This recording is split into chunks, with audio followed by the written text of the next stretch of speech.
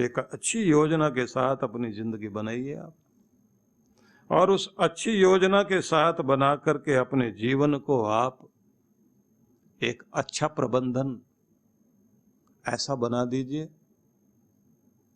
कि स्वचालित प्रक्रिया से चीजें चल रही हों। आपको भी उसी तरह चलना है कि सुबह उठें, ध्यान दीजिए, एक नियम है कि जब आप शांत हैं, प्रसन्न हैं, तब आप विश्व शक्ति से जुड़े हुए होते हैं। विश्व शक्ति, विश्वनाथ, विश्व आत्मा, परमात्मा, पूरे ब्रह्मांड में जिसकी शक्तियां मौजूद हैं, चारों तरफ फैली हुई शक्तियां हैं, आप शांत होकर, प्रसन्नचित्त होकर, एकाग्र भाव से जब आप बैठे हुए हैं तो आपका चित्त ब्रह्मरंध्र पूरा ब्रह्मांड से जुड़ा हुआ और विश्व शक्ति आपको प्राप्त हो रही है, और आप अपने आपे में आ रहे हैं, निज रूप में आ रहे हैं, जिसको भी डॉक्टर अर्चिका कह रहे थे कि आपका निज रूप, आपका स्वभाव, आपका स्वधर्म वो क्या है। जब तक आपको अपना ये वास्तविक रूप समझ नहीं आए कि आप ये हो, आप भगवान के हो, और जो कुछ प्रकृति ने आपको बना दिया है उस सब से त्रिगुणातीत होकर के प्रकृति के तीनों गुण को तोड़ करके आप ब्रह्म भाव में आइए, जिससे आपके अंदर भगवत्ता आए। उसमें क्या करना होता है आपको? आपकी सबसे अधिक महत्वपूर्ण कड़ी जीवन की रहेगी रात्रि में सोने से पहले तक अपने मस्तिष्क को खाली करते हुए जितना अधिक शांत होते चले जाएं, क्योंकि नींद की तरफ जा रहे हैं आप, नींद में उतनी ही शांति मिलेगी जितना आपका मन शांत होगा। मन अशांत है तो नींद गहरी नहीं आएगी, ये ध्यान रखना। बड़े विचार चलते रहेंगे, सोते सोते भी सपने आते रहेंगे। मस्तिष्क को शांत कीजिए तो आप विश्व आत्मा के साथ, विश्व शक्ति के साथ, सृष्टि के ब्रह्मांड की ऊर्जा के साथ संबंधित होने लग गए।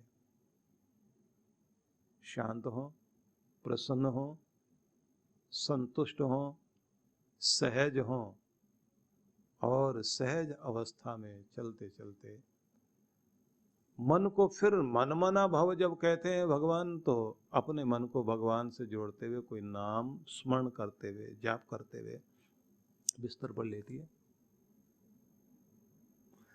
तो आप शांति में सोने लगे हैं। और उतने ही शांत होकर आप अपनी सुबह को शांत बनाइए। जब उठेंगे आप अपने प्रभात को जितना शांत आप बना लेंगे, अपनी सारी चीजें व्यवस्थित करके रात्रि में ठीक करके रख दीजिए। सुबह आपको कौन सी चीजें कैसे चाहिए, कहीं इधर उधर दौड़ना ही ना पड़े, आप शांत होकर अपने दिन की यात्रा शुरू करें। अब शांति में प्रसन्नता लाइए सुबह जागते ही, फिर प्रेमपूर्ण हो, मधुरता लाइए, और फिर आप सुगंध बने अपने अंदर भगवान के प्रति, उनकी कृपाओं को याद करके धन्यवादी होइए। तो जैसे घर को आप खिड़कियां खोल देते हैं, ताजी हवा आ रही है, कोई अगरबत्ती जला दी आपने, घर महकने लग गया है आपका, और घर को स्वच्छ किया जा रहा है, तो घर का कूड़ा करकट बाहर निकाला जा रहा है। ऐसे अपने गलत नकारात्मक विचारों को बाहर निकालिए, और सब ठीक होगा का भरोसा रख करके प्रभु के सामने हाथ जोड़ते हुए कि तू है ना मेरा सखा, मेरा सगा, मेरा पिता, मेरी माँ, मेरा सब कुछ, तू ही तो है ना भगवान, और तू मेरे साथ है, तेरी कृपा हो रही है, तू मेरा हाथ पकड़कर चल रहा है, मैंने अपने आप को तुम्हें सौंप दिया है, मेरा हाथ पकड़े रखना भगवान।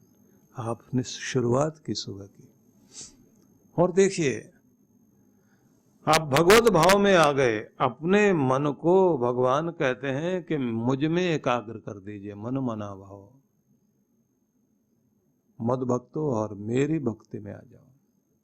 धन की भक्ति, व्यक्ति की भक्ति, पद की भक्ति, स्वार्थ की भक्ति तो बहुत हो गई, न जाने किस किस की भक्ति कर रहे हैं हम लोग। अब भगवान की भक्ति, भगवान का भजन, वही जिह्वा पर रहे, वही नाम जीभ पर आए। लोगों के दिमाग में आकार प्रकार, बस वही स्वार्थ जिसको वो पूरा करना चाहते हैं वही घूमता रहता है। तो ये बात ध्यान रख लीजिए, जीवन को कुछ नियमों के अधीन रखिए, और जब आप किसी नियम के आधार पर अपने आप को जोड़ देते हैं तो नियम और अनुशासन एक इतनी बड़ी कमाल की चीज है जो आपको शक्ति देती है, क्योंकि इसी में शक्ति है, नियम में शक्ति है, अनुशासन में शक्ति है। फौजियों को देखिए आप, पुलिस वालों को देखिए, पुलिस फोर्स के पास भीड़ को तितर बितर करने का, व्यवस्थित करने का उनके पास में कौन सा बल है? डिसिप्लिन का, क्योंकि वो सारे इकट्ठे हैं, भीड़ इकट्ठी नहीं है। भीड़ एक दिशा में चलने के लिए अनुशासित नहीं है। 150 लोग जो है 5-10 हजार लोगों को कंट्रोल कर लेते हैं, क्योंकि वो अनुशासित है। अनुशासन इतनी बड़ी ताकत है कि वो सबको बांध लेती है,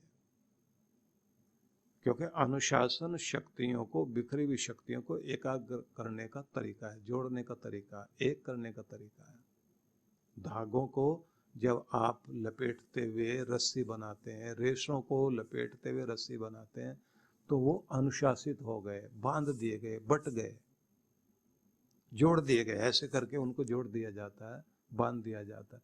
अब उनकी ताकत देखिए, तिनका क्या करेगा, लेकिन वो रेशा क्या करेगा, पतले पतले धागे क्या करेंगे, बट गए, मतलब जोड़ दिए गए। रस्सी को बांटने का मतलब वितरित करना नहीं, जोड़ना, रस्सी बांधना, रस्सी बनाना। अब उस रस्सी से हाथी बंध जाएगा। बिखरी हुई शक्तियां आपकी अनुशासन से ही एक होती हैं, और सारी मिल गई एक जगह, तो उसका परिणाम देखना आप। जैसे रस्सी से हाथी बंध जाता है, सारी बूंदें एक जगह आकर के बरसने लग जाए तो बाढ़ आने लग जाती है।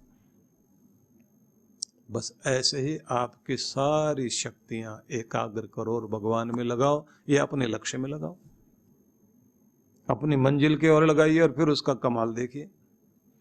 और ये बात ध्यान रख लीजिए कि जैसे मैंने आपसे कहा कि जब आप शांत होते हैं, जब आप प्रेमपूर्ण होते हैं और स्वयं में तृप्त अनुभव कर रहे होते हैं, तो आप विश्व शक्ति से जुड़ गए। लेकिन ध्यान रखना, जब आप निराश हैं, जब आप क्रोधित हैं, तनावग्रस्त हैं, शांत नहीं अशांत जब आप हैं, आनंदित नहीं, आप निराश हैं, आप सुखी अनुभव नहीं कर रहे हैं, दुखी अनुभव कर रहे हैं, तब आप विश्व शक्ति से संबंध विच्छेद हो जाता है। वहां से रिश्ता टूट गया आपका। कहां से जुड़ गया? दुनिया से। कौन बातें याद आएंगी? जो दुख देने वाली चीजें हैं। किसने दुख दिया उसकी बात घूमती रहेगी, संसार की बातें। जिसने आपको परेशान किया उसका चेहरा दिखाई देता रहेगा, क्यों किया, क्यों किया, क्यों किया, मैंने तुम्हारा क्या बिगाड़ा था, मेरे साथ ऐसे क्यों किया।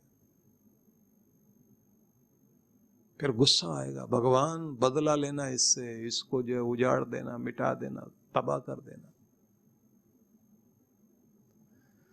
तो संबंध विच्छेद हो जाता है उस समय आपका, जब आप क्रोध में होते हैं, जब निराशा में होते हैं, जब तनाव में होते हैं। लेकिन जैसे आप तनाव रहित हुए, शांत हुए, क्षमापूर्ण हुए, प्रेमपूर्ण हुए, प्रसन्न हुए, शांत चित्त हुए, तो आपका संबंध दुनिया से हट करके दुनिया के मालिक से और विश्व शक्ति से जुड़ जाता है। तब आपके अंदर एक अलग तरह की चीज शुरू होती है कि वो आपको भर रहा होता है, ऊर्जा दे रहा होता है। जितना शांत होकर के आप रात में सोएंगे तो विश्व शक्ति आपको नींद में प्राप्त होनी शुरू हो जाती है, आपकी रिपेयरिंग शुरू हो जाएगी, आपके जो जितने भी डैमेज सेल्स हैं उनकी रिपेयरिंग शुरू हो जाएगी, मसल्स की रिपेयरिंग शुरू हो जाएगी, आपको नया बनाए जाने का कार्य जारी रहता है और सवेरे सवेरे आपको फिर से तरोताजा करके उठाया जाता है। ब्रह्मांड आपको पूरा दे रहा होता है। ब्रह्मांड देने से मतलब है ब्रह्मांड में सारी शक्तियां जो अलग अलग हैं और उन शक्तियों की अलग अलग ध्वनि और अलग अलग फ्रीक्वेंसी पर वो काम करती हैं। उनके मंत्र अलग है, उनकी ध्वनियां अलग हैं, उनके वाइब्रेशन देते हुए, प्रकंपन देते हुए आप उनसे जुड़ते हैं और फिर उसको अपने रिसीवर में, ये आपका रिसीवर है ब्रह्मांड का ब्रह्मरंध्र, ब्रह्मांड का ब्रह्मरंध्र रिसीवर है। यहां से आप रिसीव कर रहे होते हैं उन किरणों को और आप अपने अंदर अधिक शांति अनुभव करते हैं। इसलिए बड़े सफल लोगों को देखना, सवेरे उठते हैं, व्यायाम करेंगे, एक्सरसाइज करेंगे, प्राणायाम करेंगे, योग करेंगे, फिर ध्यान करते हैं, फिर कोई अच्छा संगीत सुनते हैं और रात्रि में भी संगीत सुनकर और स्वयं को शांत और मधुर मधुमय बनाकर और फिर सोने जाते हैं। मतलब सुबह की यात्रा शांत और पवित्र होकर के शुरू करते हैं और रात्रि का शयन शांत और मधुर होकर के फिर सोने जाते हैं। इसलिए नए आइडियाज आते हैं उनके पास, क्योंकि मस्तिष्क संतुलित है, नई अच्छी अच्छी सोच आएगी, आगे बढ़ने की बातें आएंगी। और जिनका मन अशांत है उनको तो पिछली बातें घूमती रहेंगी, जो कुछ जीवन में घटा वो दुखदाई घट दिमाग में घूमता रहेगा, उससे आप पीछा नहीं छुड़ा पाएंगे। तो नियम अनुशासन, कैसे खाना, कैसे पीना, कैसे बैठना, क्या करना, काम करने का तरीका क्या, टाइम बिताने का तरीका क्या, सारा दिन आपको किस तरह से जीवन व्यतीत करना, इस सब को अनुशासन में बांध लीजिए आप। और बांधने के साथ में फिर आप कहिए कि मैं भगवान का हूँ, मेरे विचार उससे जुड़े हुए हैं, मैं उनका भक्त हूँ, मैं उनके लिए कर्म कर रहा हूँ और मेरे सारे प्रणाम मेरे प्रभु के लिए है। मतलब मेरे लिए आदरणीय अगर कोई है तो मेरा प्रभु है। तो मस्तिष्क और मन, हृदय भगवान में एकाग्र करें, हृदय की भावनाएं भगवान के प्रति एकाग्र कर ले, विचार भगवान के प्रति, मतलब दिव्य विचार, अच्छे विचार। मन में गलत विचार उठता तुरंत कहो कि बाहर निकलो, तुम्हारी जरूरत नहीं मेरे पास। आपके घर में अचानक कोई कुत्ता बिल्ली बाहर से घूमता घूमता अंदर प्रवेश करे, कोई छिपकली आ रही, कोई चूहा आ रहा है, तो आप क्या करते हैं? झाड़ू उठा के, डंडा उठाकर तुरंत उसको भगाएंगे ना, और उसके बाद दरवाजा बंद कर लेंगे कि तुम्हारे लिए मेरे घर में कोई जगह नहीं है। तो आपके अंदर भी क्रोध का विचार, निराशा का विचार, भय का विचार, गिराने वाला विचार, कोई भी इस तरह के कुत्ते बिल्ली छिपकली चूहा ये सब अंदर घुस रहे हो तो वहीं से बाहर निकालो और दरवाजा लगाओ, तुम्हारे लिए जगह नहीं है। तो वेदों में एक मंत्र है जिसमें कहा परो पे ही मनस भाव किम शस्तानि संससी। मन में आते हुए पाप के विचार दूर हटो। किम शस्तानि संससी, क्यों मुझे गिराने के लिए आया है, क्यों मेरा बुरा करने के लिए आया है? मुझे ऊपर चढ़ते हुए को नीचे फिसलाने के लिए तू आया है, तेरे लिए मेरे पास जगह नहीं है। गृहेषु घोषु में मना, अपने घर के उत्थान में मेरा मन है, प्राणी मात्र के हित के लिए मेरा मन है, अपने परमात्मा के प्रति लगने के लिए मेरा मन है, तुम्हारे लिए नहीं। तो विचार में जो आपकी शक्ति है, बहुत बड़ी शक्ति है, लेकिन उसका दुरुपयोग नहीं होना चाहिए। घर में जलाई गई अग्नि आपके लिए भोजन बनाए, आपकी सेवा करे, घर जलाने का काम ना करे। तो इसलिए माम एव एष्यसि, मुझे ही प्राप्त कर पाओगे तुम, युक्त्वा एव आत्मानं मत परायण, जब तुम मेरे परायण हो जाओ, मुझसे जुड़ जाओ। श्री कृष्ण ऐसा कहते हैं कि तुम मुझे ही प्राप्त कर लोगे। इसलिए तुम्हें चाहिए कि अपने मन को मुझे दो, तो स्वयं पर कुछ प्रयोग करना शुरू कर दें। आंतरिक और बाह्य अनुशासन से और आकर्षक और चुंबकीय व्यक्तित्व अगर प्राप्त करना चाहते हैं तो आज से आप एक अच्छे अनुशासन में स्वयं को बांधना शुरू करें, क्योंकि ये सत्संग आपकी जिंदगी को नया रूप देने के लिए है। विख्यात आध्यात्मिक एवं ध्यान गुरु डॉक्टर अर्चिका दीदी के पावन सानिध्य में कैलाश मानसरोवर यात्रा 2025 में भाग लीजिए और परिष्कृत करें अपनी आध्यात्मिक तपस्या को। भगवान शिव एवं सद्गुरुदेव परम पूजनीय श्री सुधांशु जी महाराज के आशीर्वाद से यह 10 दिवसीय तीर्थ यात्रा 8 से 17 सितंबर 2025 तक चलेगी। डॉक्टर अर्चिका फाउंडेशन द्वारा आयोजित यह परम पावन यात्रा 5 साल के लंबे अंतराल के बाद पुनः शुरू होने जा रही है। कैलाश मानसरोवर एक दुर्गम यात्रा है। इसे ध्यान में रखते हुए फाउंडेशन द्वारा हेलीकॉप्टर यात्रा का प्रबंध किया गया है, जिससे सभी विशेषकर वृद्ध तीर्थयात्री इसे सुगमता से पूरी कर पाएंगे। तो चलिए हमारे साथ आत्मा एवं परमात्मा के इस गूढ़ संवाद कैलाश मानसरोवर 2025 की यात्रा में।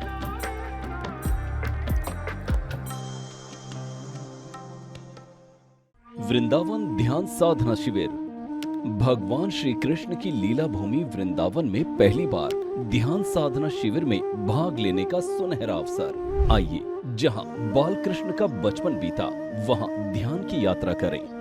परम पूज्य सद्गुरुदेव श्री सुधांशु जी महाराज एवं डॉक्टर अर्चिका दीदी जी के पावन सानिध्य में श्री कृष्ण ध्यान योग 12 से 16 नवंबर 2025।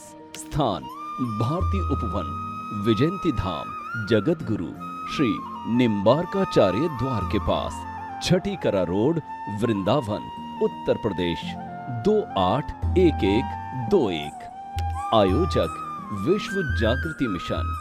पंजीकरण व अधिक जानकारी के लिए संपर्क करें 9589938938, 9685938938, 8826891955, 9312284390।